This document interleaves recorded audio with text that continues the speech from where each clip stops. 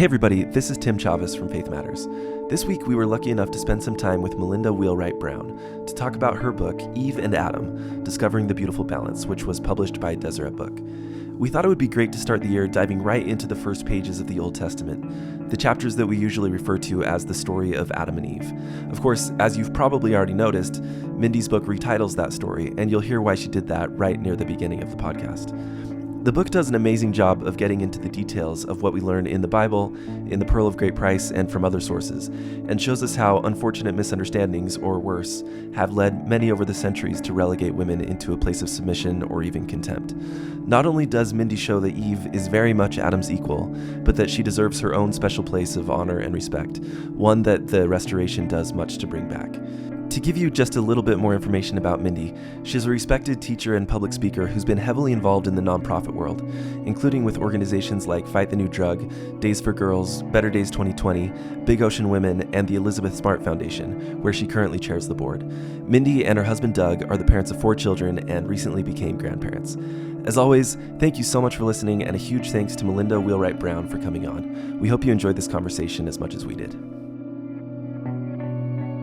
All right. Well, we are so excited to have Melinda Wheelwright Brown here with us today. Mindy, thank you so much for joining us. Thank you. I'm so happy to be here. We're excited. We're really excited. We're getting into Genesis and into the Bible this year, and this feels like such an important first conversation. I agree. So we're going to talk about your book, Eve and Adam, and I feel like we can't even start this conversation before we ask you about the title. Would you just talk about how you decided it's Eve and Adam, Discovering the Beautiful Balance? Yeah.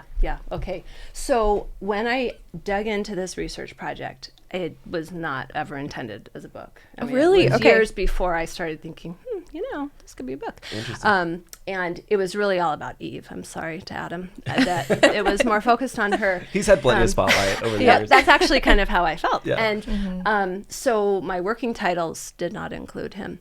And Really? when I got to the point that I was creating this manuscript and I hoped to be able to take it to a publisher, I actually had a fascinating experience in the writing of it that I really got to a blockage, like halfway through. It's about chapter 5 of the book. And so people would kind of get why I might get stymied there. And I just had this nudging that I needed to go back to my books, back to my notes, like I was missing something. And what I really realized pretty quickly was I just hadn't gained enough of a testimony personally of how crucial their interdependence was. How Eve really was nothing without Adam, but likewise, Adam was nothing without Eve. And I kind of figured that piece of it out, but Right. I needed to appreciate it both directions. And so once I realized that, it kind of opened me to the idea of welcoming him onto the cover. And Deseret Book was really supportive of that. And so we debated quite a bit on we worked with lots of different titles. And ultimately, we landed on this one. And I was so grateful we did. Nothing could have made me happier than this title and the finished product, because I think, like in so many things, and we experience this all the time, like that old kind of puzzle sort of joke, like, a doctor's operating on the sun and like it's supposed to stump you because, oh, wait, the doctor's a woman? Right? Like if it catches you, I think it's evidence that we don't yet see them as balanced. Right. And so the fact that the title catches people, I think, there you go. You need to That is a really good point. Right. Yeah. And so I think that piece is important. But I also think the second half of it, the subtitle about discovering the beautiful balance, is really significant to me personally, because I think it's so much more than their balance between the male-female, the man-woman balance. But there are all these different kinds of balance. There's the balance of good and evil in their story, of body and spirit, of mortal and immortal, of agency and repentance. I mean, there are just loads of kind of, some people might be thinking, opposition in all things. But I would say tensions or paradox or counterweights that their story really encompasses and captures. And so like when we were working on the subtitle, a few people floated, it should be discovering their beautiful balance. And one of my favorite editors there was like, no, it shouldn't. It should be the beautiful balance. Yeah. It's way more than just their balance. And so anyway, I'm happy awesome. with the title, and I just am thrilled that it's out there. Yeah. You can see it. Yeah. So sorry, did you have something? Well, I just was going to say, I noticed that it kept, I mean, it's the Garden of Eden story, but there were so many little, it's like you were saying, you notice that something feels a little off when Eve and Adam feels wrong. Like that just feels like weird on your tongue. Yeah. But that happened over and over again. Just that feeling of like, ooh, like this, you're noticing like something's a little uncomfortable because you're not letting one side of the spectrum hold a lot of negative baggage. So it's like really revealing that like this isn't just tension. Like you've got some ideas about what's good and what's bad here. Yes, for sure. And in fact, one of the really, I think the most overarching balances that was my biggest reason to stick with this, because a lot of people know writing books like, a baby that you're pregnant with for 5 years. But the big thing for me was we have some perspectives that we look at their story through, kind of some different lenses. And I'd love us to kind of reframe and see it from a few different perspectives that I think would balance the standard perspective better. Right. And that's kind of the biggest takeaway way I hope you come away with. So. Yeah, and I want to dive into that kind of right away, if that's okay. Yeah. Obviously, the Eve and Adam story is something that we share with the broader Christian world and religiously generally across humanity, but there's a lot that's particular to the Restoration that I think potentially we have to bring to this conversation. Could you share some of those ideas? Like what are some of the gems that we have to offer? Okay, well, I mean there are so many. Obviously, Moses adds a lot, fills out a lot. That kind the of Book of Moses. The Book of Moses, from the Pearl of Great Price. I think it's great, especially having just come off of a Doctrine and Covenants year where we all learned a lot more about Joseph's process of revelation. I think historically some church members have felt like, oh, well, Moses is the perfect version. And I don't think that's actually accurate. I think it enlightens us on some gems that Joseph was thinking about and that he was asking about. So like I would say, well, just because a same word is used in the Moses account as a Genesis account doesn't mean, oh, you can't now question that just word lock anymore. That one in. No, I don't think that's accurate at all. And I think the Book of Abraham in the Pearl of Great Price is further evidence of that, because that process came down the road a little bit, and you could see he'd filled out some more ideas. He'd been studying Hebrew, and so some things clearly were starting to resonate with him from the Hebrew of the Hebrew Bible, and that was really informative to him. And that's been enlightening to me, because actually since the book was published in April of 2020, I've been studying Hebrew more intensively since then. And it's just incredible. I mean, on a daily basis, I think, oh, how did I miss that? How did I miss that? So maybe we'll do a second edition. But yes. Oh, cool, yeah. Anyway, so I think that element of the Restoration is huge. And then if we're just looking at some specifics, like here's one that's just a great, really simple example. In Genesis chapter 3, verse 7, we have the part, they've just eaten of the fruit, and it says that they knew that they were naked.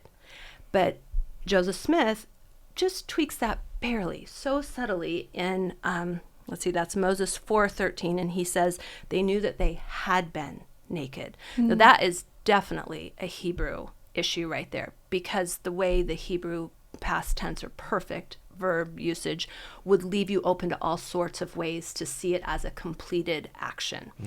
And in fact, when we read it in Genesis, it's italicized, which means the translators, and if we're reading from King James, so this is hundreds of years ago, these translators were like, oh, we need a past tense word there. And they tended to choose the simplest. They really were trying their best, I think. And so they just went with were. But there's a big difference between were and had been. Because had been captures this notion that they realized at that point as their eyes opened, oh, dang, we've been vulnerable this whole time. Like we didn't realize how safe and secure we felt. All of a sudden we feel exposed and we need some help. Yeah. And it really opened their mind to thinking, oh boy, like maybe we didn't fully grasp what was ahead of us, and let's get some help now before we leave. And that next portion with the coats of skins, of course, our restoration teachings and our perspectives on that just blow that open into just the most beautiful symbolism imaginable, which I think there are a lot of other faith traditions that do see some beautiful symbolism there, not quite to the extent because of our temple experience. Yeah. So. Wow, I really love that. This feels like such an important place to start studying the Old Testament, because I mean, we've talked a lot about together that there are kind of a couple of ways to read the Old Testament. Like, you can read it. This is something Peter Enns talks a lot about. You can read it like a rule book, and you have to make everything work. And it's really disturbing sometimes, because you bump up against contradictions and things that cause a lot of dissonance.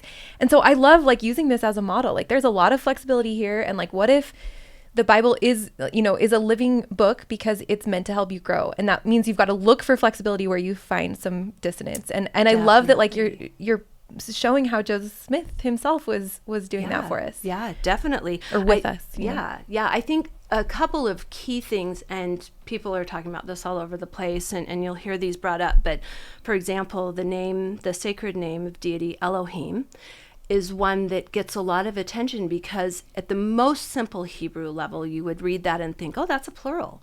And it definitely can be, and it usually is. But in fact, if you really poured through the Hebrew Bible, you would see, and Robert Alter has done a fabulous job in his translation, which has kind of been his life work, showing all the different ways that's translated. I mean, it's immense how many different options there are in just that suffix. Well, when they use the word Elohim in there, like, Elohim, for example, Elohim specifically can be used as God, gods, God with a capital G, divinity, divine, godhood, godhead, goddess, all these different ways. And in fact, I should say, one of our professors, Paul Hoskisson and Ryan Davis, did a fabulous paper several years ago called Usage of the Title Elohim. And I'd really recommend that to anybody who's curious about this, because what it shows is, while yes, it absolutely can be recognized as a plural, and I think it's helpful to remember that Joseph Smith said the word Elohim ought to be in the plural all the way through, gods, which frankly for me, there we go, like that settles it for me. But when you see all these other usages, what it does is helps you realize there's a reason that there's some ambiguity in this. Because if it were just laid down on, like, there's the lot, it's plural, the end, you stop thinking about it. There's no more digging. But by allowing it to open up, like, it could be that, it could be that. And in fact, I think one of the beauties of the Hebrew Bible, and the reason that it's maybe persisted so profoundly through the centuries and millennia, is because Hebrew lends itself so well to multiple interpretations. I mean, every single word could have a dozen different ways to look at it. So I think it just invites us in to do our own digging, seek our own personal revelations, see what sits with us. And really importantly, in the book, I kind of hit on the idea of the rule over, which is a really uncomfortable phrase. In fact, maybe if I were to pick two words that pushed me into this deep dive so many years ago, those would be the two. I just hated that phrase. That's another great example of, that absolutely could be translated lots of different ways. And if we look at what else we have in the text, things like the balance of the rib and the real idea behind Ezer Kenegdo, the helpmeet is what we often call that, it really informs the rule issue, where you would think, okay, there's no way that was meant to be rule over in terms of the ideal. Now, perhaps it's speaking descriptively, and it's saying, I'm sorry to tell you, you are going to be ruled over a little bit by men. That's in fact a reality that's tragic. But it allows us to just look at all the options and keep asking and keep searching. It's just a shame to close anything off. We'd always rather open up than close. Totally. So. Wow. I would love to, that one was so interesting. I love the rule over, rule with. Like, what if it was a description? What if it was like, this is just the way that the world is going to be, and not because I'm saying that it should be this way, Yeah. Would you can you get into the Ezer Kenegdo a little bit? I loved that part. Yeah, that was one of my favorites too. Oh, sure. Well, so we've got two terms there, and the Ezer means help, in most basically, but it's an idea of help and save. So it's kind of this two-part Hebrew word. But what is profound about that word is that when it is used throughout the Bible, it's referring almost all the time to divine help. It's also used in military ways, but in terms of deliverance, like in a godly way. And one of the things that I love, and this was a really sweet experience actually, in putting the finishing touches on the manuscript, on a certain weekend when I was really pondering a couple things like this, in a single church meeting, we sang 2 songs that both bring up the Lord our helper. And it just drove this point home that is a compliment to Eve, that is really a noble title she's being given. It's been so misconstrued and misapplied. And like the title, Eve and Adam, I think it's another example of, if you only are looking at helpmeet as, well, women are men's helpmeets, well, you maybe need to do a little closer looking there, because that's a reciprocal term.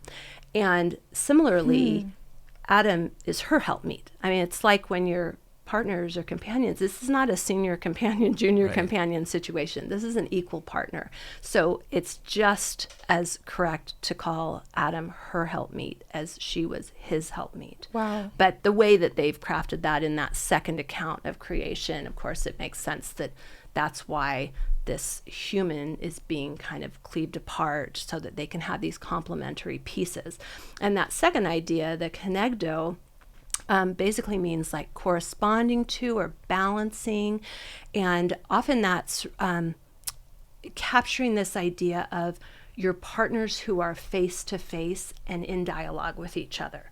And that's also a fascinating thing, and I think it informs the idea behind the rule, whether it's rule over or rule with, is a lot of times you'll see words in the Bible in the Hebrew that are trying to depict side by side, but it might get translated as before him or before her or in front of, but it's not necessarily that means they're leading out and like leading the way and you now walk behind.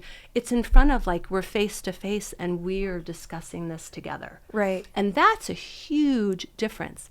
But if you're a translator and you're trying to take 2 words and make them 2 words, you're not going to take an extra 4 sentences to describe that. Right. So I think those are some of the elements that really help you expand the meaning and the deeper layers. And we know this is a multivalent story, much like a parable that Jesus might share. There are lots of ways to interpret it and see it based on kind of where you're at.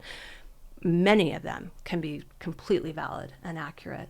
But it's nice to open your mind that there are maybe more than you thought there were. Yeah, definitely. I loved that part of the book where you kind of went through a bunch of those misconceptions and knocked them down in a lot of cases. I think that's really exciting when we can sort of like feel dissonance and then like get to a clean resolution. Yes. At times, though, I think there are parts of the story, or scriptures generally. This isn't specific to the Eve and Adam story, but it happens elsewhere, where you can't find you can't just say, oh, this is a translation issue. There's the answer. Oh, it was equal all along, or whatever. So like, did you come across situations like that? And like, how do you deal with that situation? Yeah. Actually, one thing that I've adopted, a phrase that I'm amazed how often it is practical to me to remind myself that rather than resolving things, I might seek to reconcile them, to find ways that, maybe I don't have all those pieces. In fact, another idea that I love is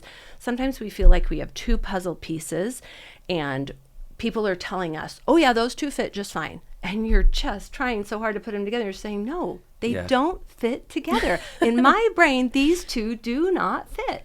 And I think a very human urge is to just say, oh, the heck with this. I hate this puzzle. Get rid of it. Whatever. Throw it away. This puzzle's broken. Or throw one of the pieces away, or throw both of them away, right? But more and more often, I've learned in the last 10 years of doing better scripture study and research, I'm usually missing a center piece that will then connect those 2 on either side.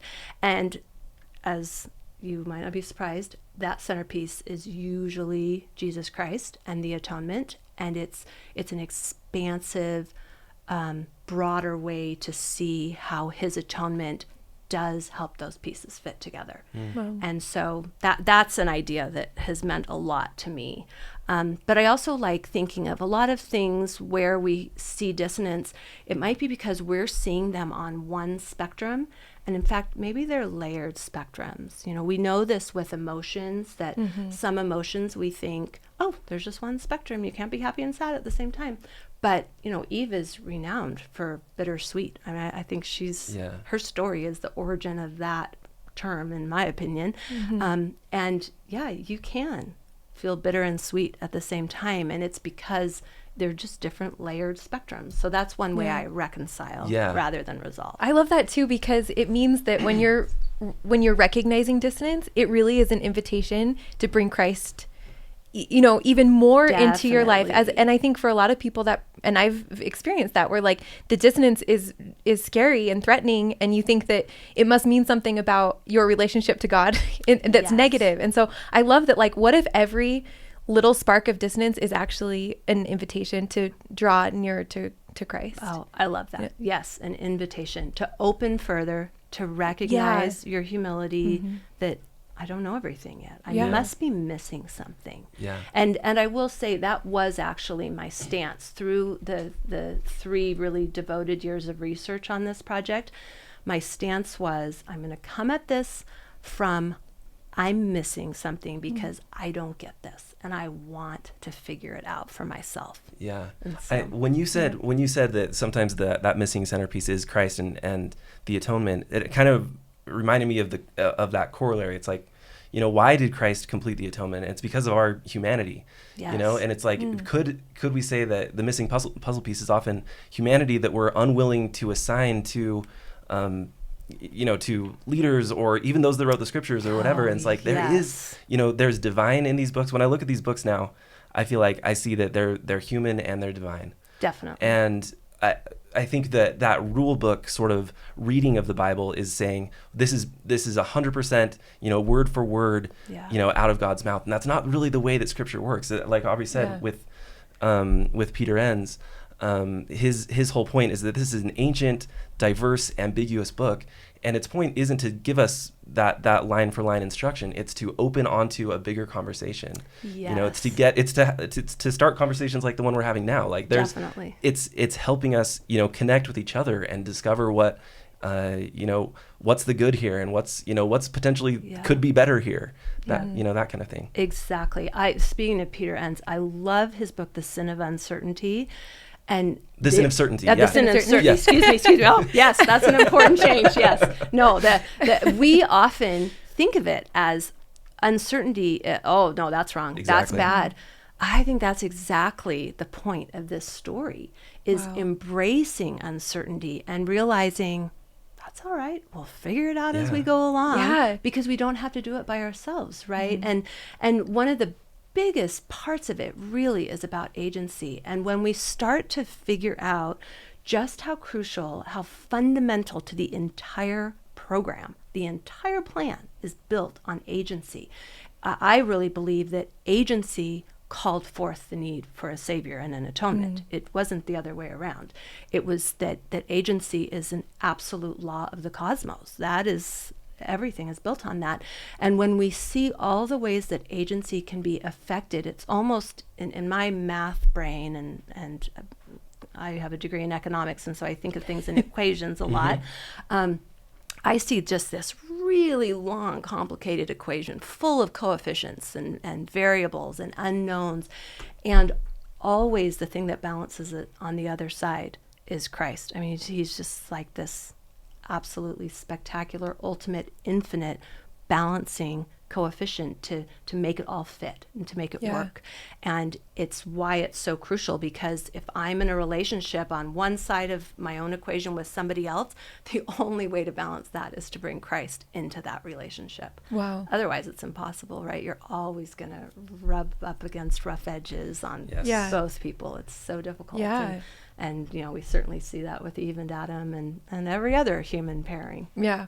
I love that line when you said something like Eve's certainty would have diminished her agency. And I thought about that a lot, because I think I've kind of always thought of agency as you could be totally certain and still choose what you want to do. But I like this idea that actually certainty would really be affecting if you were a free agent. Like if you knew for sure, we've talked about this a lot, but Terrell Gibbons always uses the example of gravity, that, you don't really get to choose if you believe gravity, because every single time you drop something, it will be proven to you. Like you will see over and over and over again that like gravity is a thing, and like you don't really have agency there, right? Yeah, and that's so exactly. Yeah, I like this idea that like what if that is what is protecting our agency? Like what if a little bit of uncertainty always is the thing that makes us totally free? But it's a hard pill to swallow. Like you want to believe that in the biggest, most important decisions that like you can at least have certainty there. Like you want to know that God will at least tell you that like this is the right person to marry, or this is the right job to take. Only, and right? Yeah. But, and I think the way, what I had in mind as I was kind of crafting that idea that I didn't elaborate in the book, but I have since spoken about it quite a bit, is every parent, if you're lucky, you have a child that just loves to obey. And you just know that child is going to do it just because they're like, oh, mom said I should do this. I want to do what she wants, right? And I have one of those children of my 4, and I mean, they're all wonderful, but there's one that when she's up against a really big decision, much more so than the other 3, I know I need to put my poker face on. Like I do not want her to know what I think is the right choice, because at the moment she knows what wise mom wants her to do, she's done thinking about it. It's like, oh, well, you just tell me where to go to college, I'll go. You just tell me if I should do that, I'll do it. And I'm saying, no, because whatever comes down the road, whichever choice you make, something hard will come. And I don't want you to get to the hard point and then turn around falling apart, having the worst day ever, saying, you told me, you made me do this. I never want that burden on me. And really, I believe our heavenly parents felt that same way, that, this crossing over that threshold into mortality is a huge deal. You need to do that when you feel ready. It cannot have anything to do with you being so positive this is what we want you to do. So that's the sort of certainty I was really referring to in that portion. Yeah, but I love that. That just is a whole like paradigm shift that I think is so important. Like it just makes you feel like you can really embrace the uncertainty and recognize that like the uncertainty itself is a gift. It's not an absence of love or a deficit of faith. It is God's way of helping you grow. And I think the biggest piece that if that doesn't sit well with you, maybe you need to re-examine what mortality is all about, because it's a laboratory for learning. Like I know a lot of people say, oh, you're being tested, life is a test. I actually much prefer the saying it's all practice. There are no tests, only practice, because I just think the whole point is to keep trying. And the Old Testament is so great for that. We see so many examples of people messing up, all kinds of people, prophets, great people, rulers, whatever. We see lots of mistakes, and we see them fixing them after and getting back up again. And that's what it's really about. Yeah. In many religious traditions, I think they take that part of the story, the entering into mortality, and see it as a true fall, in the sense that it's a curse. Like it never should have happened. Life is meant to be a struggle. I'm curious what you came across in your study that said it is a little bit different. It's more of the laboratory of learning that you're talking about than it is just, something that we should regret. Yes. So let's see if I can describe this in a way that I can get my ideas across. I think if we're just taking 2 really simple perspectives of how we look and put ourselves into Adam and Eve's story, right? We're told all the time, like, consider yourselves like them. Think of that. Think you're in there. This story's for you.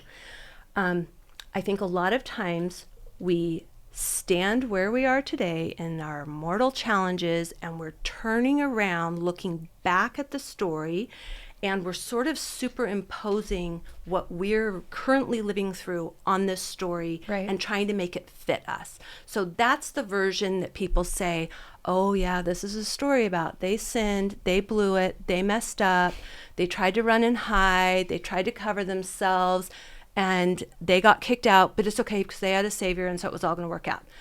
That is a valid perspective on one level, for sure. There's that element of it, and that certainly applies in terms of a fair analogy to what life is like. We all mess up, we all fall, we want to run and hide, we might feel ashamed, we might have the adversary trying to tell us we're worthless now because we blew it, all of those. That for sure is valid. But a second perspective is to picture ourselves back at the beginning, the premortal piece, which back to what the restoration adds to this. Without that premortal piece, I just don't even know how you can wrap your head around the whole thing, because it's so crucial to the meaning of the story. But if we look at it from there forward and recognize that they were acting as proxy for each of us making the exact same decision, that yes, sign me up. I want that mortal experience. I trust this divine family who tells me we are going to make this work out. Have no fear. We can do this.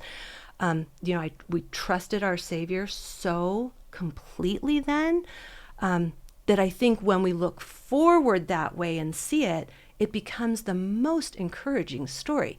That's where we see our glorious Mother Eve doing this heroic, brave, faithful thing of being bold and confident enough that as long as my Savior's with me on this, we can move forward, and let's do it, because we can't experience joy here. We can't have a family here.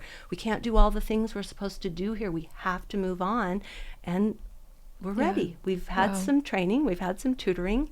Let's go. Yeah.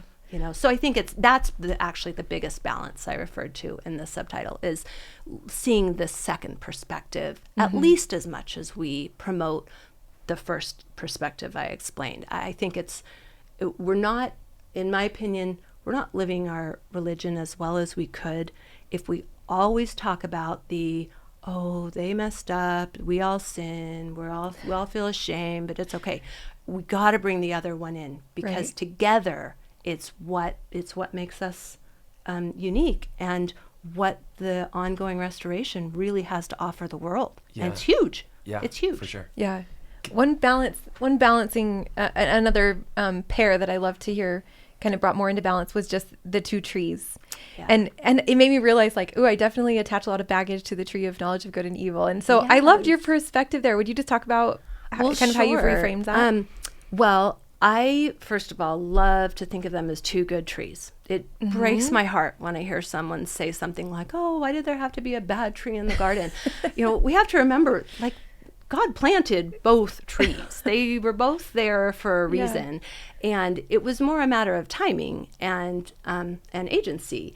The fact that they had these mutually exclusive commandments being given, or directives, or really I would say blessings, meant that they were being nudged. They had to make a choice eventually. They had to do something, because whichever one they did, they were going to not be doing the other very well. Right.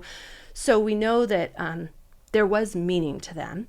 And I like to think of them as the mortality tree and the eternity tree, because really we know that once they partook of the tree of the knowledge of good and evil, they would shortly be crossing that threshold into mortality. That really opened the door to them. And it makes perfect sense that Eve would be the one to ultimately make that decision, to decide jointly when they were ready, but it needed to be her lead, because she's the one who welcomes humanity as the every woman, right? We're the ones who birth the children and welcome them into mortality, where the eternity tree, that tree of life that allows us to have salvation and exaltation, is so crucial and so important. We read about it all the time. It's in all cultures. It's everywhere, the tree of life. But that's something that comes down the road after we've had the mortal experience, however long that period is for each of us. It's the probationary state we read about, which probationary is not my favorite word there, because it sounds like you're being punished and you're being tested and all that. But it's more just this practice time. It's a laboratory time. And really the thing that allows you to then progress into eternity and exaltation has so much to do with priesthood ordinances and covenants. And while we know that man and woman jointly ultimately preside together over priesthood power, and through our covenants we all have access to that priesthood power, men, a la Adam, as the everyman, are the ones that actually open that door through providing those ordinances into salvation and exaltation. And that's not an original idea to me. That's something Valerie Hudson Castler has written about, and lots of people have heard this idea. But this notion that they're both good trees, we needed both. They're much more complementary rather than opposing. I don't think those trees are opposing items the way that sometimes they get depicted, and sometimes we talk about them. Yeah. One of the questions that I had to do with the concepts of guilt and shame, and how different they are, but how we often conflate them in just sort of like colloquial usage. Brene Brown has done a lot of work here that's actually really important, I think. Absolutely. But you mined quite a bit from this story on those concepts as well. Would you mind sharing what you learned? I think, well, when we recognize that the snake or the serpent was Satan, and he's urging them to run and hide, to cover up, all of this. Like I said before, that idea that they had been naked, not that, oh, you're suddenly really bad, look at how awful and disgusting and wicked and worthless you are. But oh no, it's really a more vulnerability piece. I love that you brought up Brene Brown's work, because I mean, she is the queen of vulnerability, right? And bless her for that. She is amazing with what she's added to our understanding about all of these things.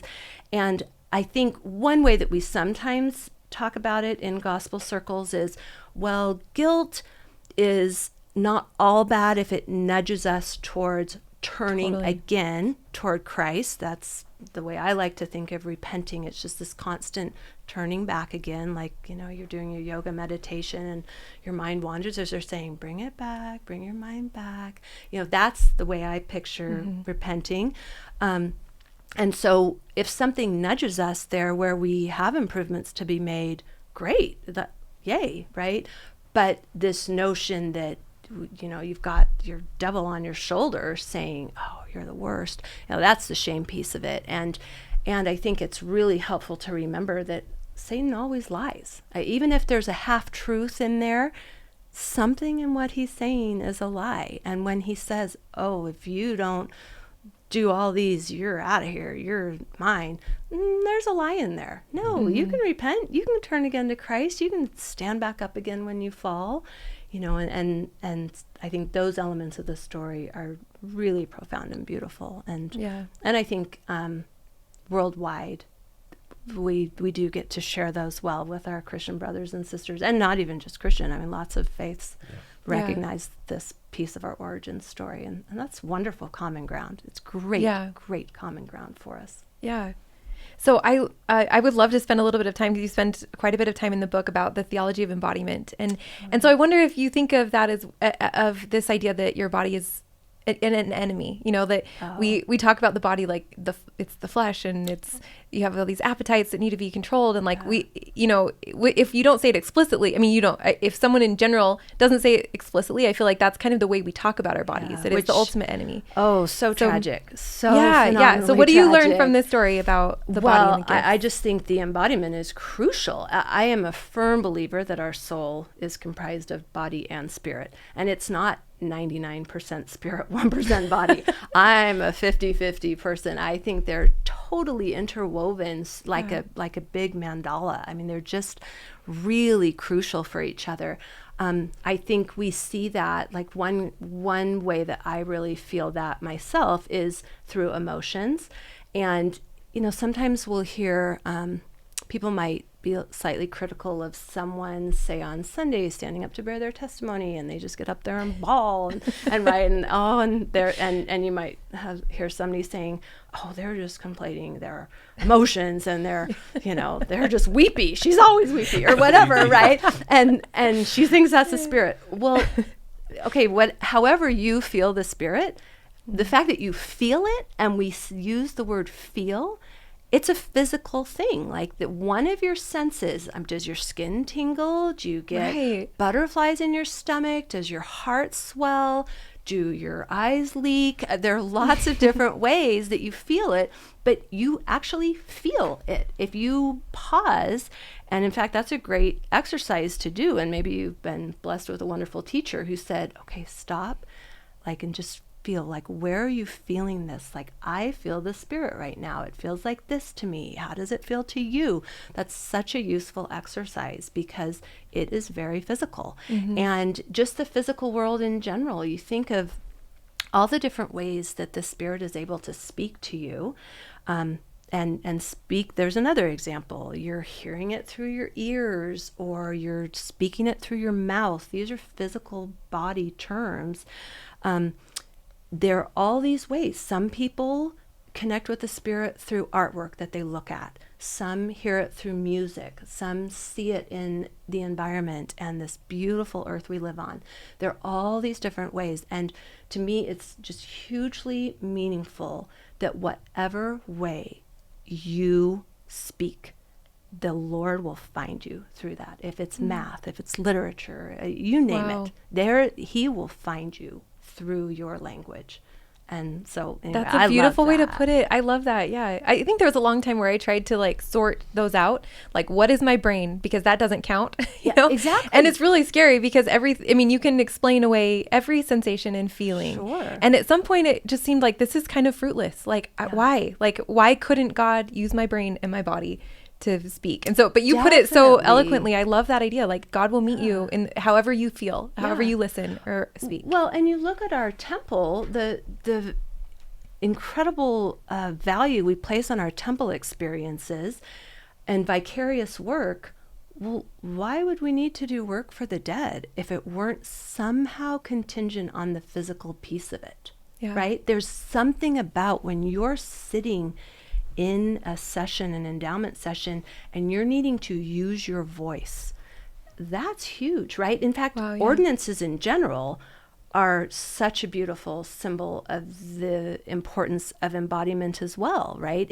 It demonstrates that this is your agency. You didn't accidentally suddenly sign up for that and didn't even realize you signed up for it. No, you had to go through a process that was very prescribed so that you were choosing, oh yeah, I want to commit to this, and I will do it physically as a way to demonstrate that, but also as a way to internalize it. You know, we know there are all sorts of studies and whole fields of study about, get up and dance while you're trying to memorize something, and it's going to stick better, right? Because you're blending the physical and the spiritual. And like for me personally, I love working out while studying, whether it's in my ears, podcast or whatever, or reading like on a stationary bike or something, because I know for me, when my body is active and that blood is pumping through it, for some reason I hear the Lord better. That just opens up my ears. Yeah. So I'd love to talk a little bit about like creativity too, because that seemed like a theme that kind of comes up over like even creativity and just like this drive to create just feel like very partnered. And so maybe that's why that's like something very physical that we do with our bodies that really connects us to God, because it's so real. It's so vulnerable, and it's like the core, whatever your medium is, I think you really have to be all the way true there. And it seems like an easy connection to God. But so would you talk about what you take from the Eve and Adam story and just like the divinity of creation? Yes. Well, one of the crucial pieces that the restoration adds to our understanding of the story is that they could not procreate in the garden. And that's really important to realize, that other faith traditions don't necessarily believe that. Because if you didn't believe that, well, then why wouldn't they stay in the garden? I'd like to be a mom in paradise too, right? I'd like to be a spouse in paradise. It would be much easier. But this sense that the garden was a static state, like there was just stillness. And so sometimes we might see depictions say that they're walking around with a huge basket of fruit or something. Like, why would they be doing that? They don't have to stockpile. They are not in mortality yet, right? There was no work to be done. Nothing was growing. The animals there were waiting. It was like everything was just pause. It was just a transition state that was just pause while they learned, grew up a little bit, had some divine tutoring. And with that static moment, I personally, as a woman, but also as myself, and I don't mean to speak for all women, but I think I want to do something. I want to make something happen. And I think that that is a little, sometimes an innate quality of a lot of women, is saying, okay, like, let's go, let's get on with this. And I just picture by the time, and we have no idea that space of time. They could have been eons in the garden, right? Like, let's not think it was 6 minutes and they were out. It's, who knows? And in that time, I just can see Eve saying, like, I'm actually getting a little bit bored. Let's come on, let's go. And I, at least for some of the men in my life, they might say, I'm doing just fine resting on this couch, right? Like, don't rush me. And I think they found, I believe that they did counsel together and that they decided when it was time together. But I think that there is a drive to make things happen. And it's a very divine characteristic. And when we get that from our heavenly parents, and every one of us has it. It comes in all different shapes and sizes. It's not like you have to be a crafty physical artist. You don't have to paint necessarily. Some people cook. Some people create businesses, create all sorts of technology or whatever. There are a million different ways as many people as there are, that's how many ways there are to be creative. But like President Uchtdorf has said frequently and lots of great talks, like that feeling, oh, do it. You will be enlivened by the creative process. And for me personally, 100%. 100%. You got to be creative. Yeah. I know we're getting low on time already, but I really wanted to ask you this question. This is sort of on behalf of all the parents out there. Okay. And it's a little bit of a two-part question too. It comes from maybe one of the most difficult verses in the Bible, in the story, Genesis 3:16. Mm-hmm. So I'll just read this really quick. Okay. So unto the woman he said, this is God speaking, I will greatly multiply thy sorrow and thy conception. In sorrow thou shalt bring forth children, and thy desire shall be to thy husband, and he shall rule over thee. Okay, so potentially problematic verse for several reasons. Several. So first of, I guess, so the two parts of the question are really, first of all, like, this seems like a punishment directly from God to Eve. Mm-hmm. So I'd love to have you talk about that. What's really going on there in that relationship? And then the B sort of is, what's the takeaway for parents in terms of, is there something we can learn here in terms of punishment versus consequences? Yeah. Kind of like you talked about in the book. Sure, yes. Okay, so, so many little bits to hit on, and I'll try to not be too verbose. But, okay, so one thing I love about the story, and when you look at the Hebrew, and it's actually captured in the King James Version, is that sorrow is the same word used for both Adam's consequences and Eve's consequences. I think what it's really trying to capture is the law of the harvest, that from here out you're going to have to work to get things. It's not just going to appear. It's not just going to happen. You can't just always think there's going to be food on the trees or whatever. You're going to have to do something to make that happen. So I think that sorrow is really more the idea of laboring or toiling or working. And the multiply is really interesting. Also a kind of Hebrewism, that it doesn't just mean intensity, but repetitiveness. And Camille Frank Olson has written about that beautifully, that really this is a promise of posterity, that, it's not that you'll have one horrible labor as you birth a child, but it's that you'll have many labors. Like, you will have posterity, and you are going to, in fact, be able to multiply and replenish the earth. But it's going to be hard work. It's not easy, which is an absolute truth. It's like gravity, right? It's whether you are trying to get your food and your bread from the soil and the sweat of your brow, or birthing children and all the things in between that are required of us in mortality, it will take work. But I think a really fascinating piece of how we can also find understanding in this, and I love how the Come Follow Me curriculum brought the Cain and Abel piece of the story in with this piece, is that I think we see almost like Adam and Eve are set up as a foil to Cain and Abel, Cain, but not Abel, but mostly Cain. In the Cain story, we see that he is cursed. in Adam and Eve's story, they are not cursed. The ground is cursed. The snake was cursed. The snake was the only one of the three in that interim time when they're getting their coats of skins and things. The snake clearly was cursed, but Adam and Eve were not cursed. They had repercussions explained to them and preparation. Like, you should know this is going to happen down the road. And when you get out there, be ready for this. It's that sort of, it's a loving parent, not, when we send our kids to college, we make sure to let them know you're going to struggle with your roommate and you're going to want to drop out of a class, all these things. And so I just see it as a really loving parental counsel going on there. But when we compare and when we look for the similarities, and I won't go into all of them, but there are multiple. There are probably half a dozen really profound, almost word-to-word connection points with Cain's experience. And again, Moses adds a lot to that, the book of Moses, so yay for that, to look at it and see, this just reinforces what noble first parents Adam and Eve were, and how things went awry a while later here in the real world. Well, it's all real, but on this planet, in the mortal experience, things began to fall apart. And in fact, Moses even includes the phrase, this is when sin enters the world and the carnal, and that is a line there at the beginning of Cain's story that, okay, now get ready, because here's when the bad stuff comes, which I think will, like, everybody noticed that. It's not, that didn't come in Genesis 2. Watch out, here comes the bad stuff.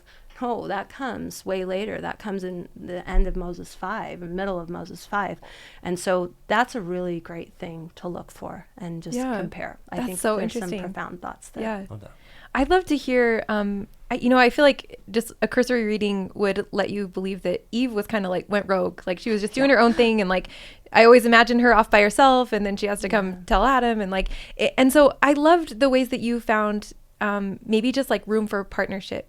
So I'd love to see if you could just talk about where you see partnership in this story, or where maybe there was partnership and it's just left out, and something that we could imagine differently, that we maybe fill in the blanks with a lot of like individualism. Yeah. Yes, for sure. Well, first of all, Moses 5, those first 16 verses are kind of bonus to the Genesis version. And I love that piece of it because what we see there is that everything they did together. But now that's after they've left the garden.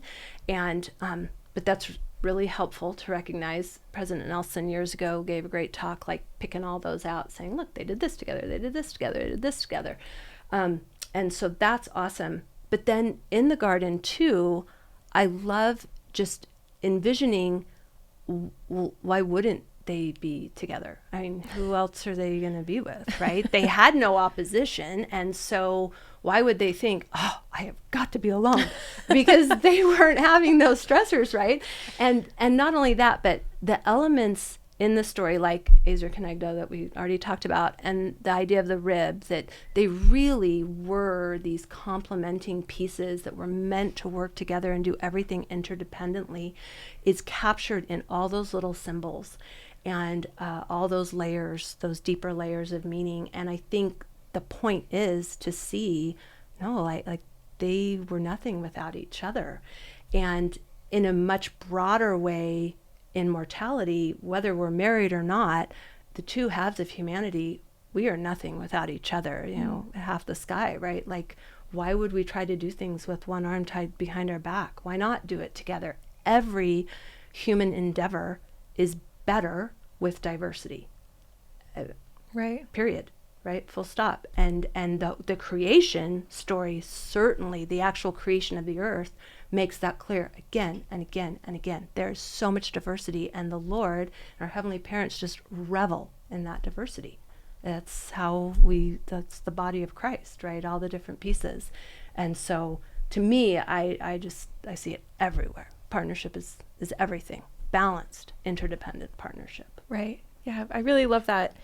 Maybe to wrap up, I love the way you close the book with Eve's words about knowing the bitter and the sweet. And I wonder if to wrap up, if you could just talk about what you've maybe, like, very personally, like how you have taken this lesson of bittersweet growth into your own life and how that's sure. I would how love that's changed to. you. I would love to.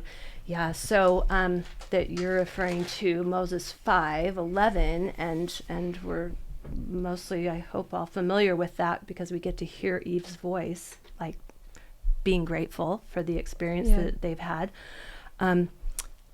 I love to see that, though, kind of as a trilogy of verses there, 9, 10, and 11. 10 is Adam's voice. We know that one well. A lot of times we forget 9.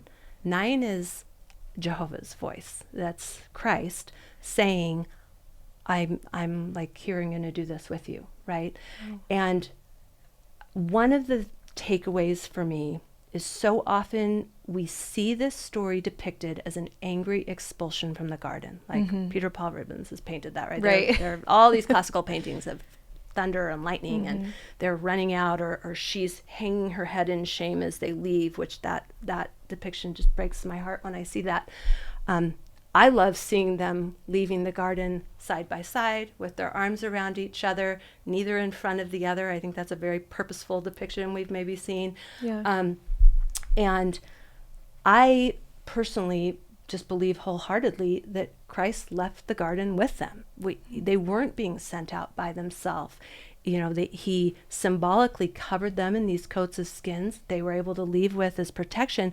But from the moment they're out there, they're hearing divinity speaking to them, and angelic messengers giving them these messages, and experiencing this spirit, this member of the Godhead with them.